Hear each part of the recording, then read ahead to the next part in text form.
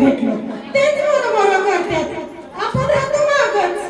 हा, आता कालचीच गोष्ट घ्या की आमच्या घरी चपराशी आला आणि बोलतो कसा, सरपंचाला ग्रामपंचायतमध्ये बोलवलंय, डीसीपी साहेब आले. तर आमचे हे उठलं आणि लागलं की चालायला. मी म्हटलं, अहो थांबा, तुम्ही काय सरपंच आहे, तुम्ही कुठे चाललात? तर म्हणते कसे, अगं तू काय बघशील त्या माणसांना, तुला काय समजतं? मला काय समजतं? माझा चढला पारा. मग मी उठले आणि लागले चालायला. मी म्हटलं, मला सावित्रीबाईची आठवण आली.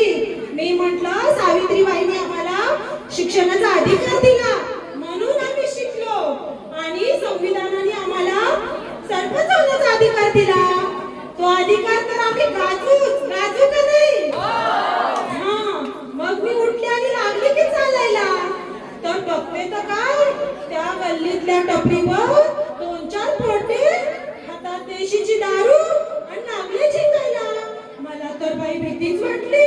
त्यातला एक समोरच आला आणि म्हणतो कसा, अरे बाबा नशीब आपलं उतान झोपलं, नशीब आपलं उतान झोपलं, जीवाची फजिती ऐका, या जीवाची फजिती ऐका, या मर्दाला किंमत आहे का, आता सरपंच झाल्यात बायका, या मर्दाला किंमत आहे का, आता सरपंच झाल्यात बायका.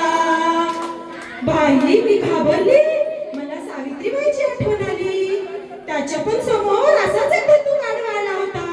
मग घेतली चप्पल लावली त्याच्या एक कानाखाली आणि मी म्हणली, अहो किटकिट लावता आणि हुशारी धावता, किटकिट लावता आणि हुशारी धावता, आमचं पण थोडंसं ऐका, अहो आमचं पण थोडंसं ऐका, तुमच्या भट्टावर मिरच्या आहे का, आता सरपंच झाल्यात बायका, तुमच्या भट्टावर मिरच्या आहे का, आता सरपंच झाल्यात बायका.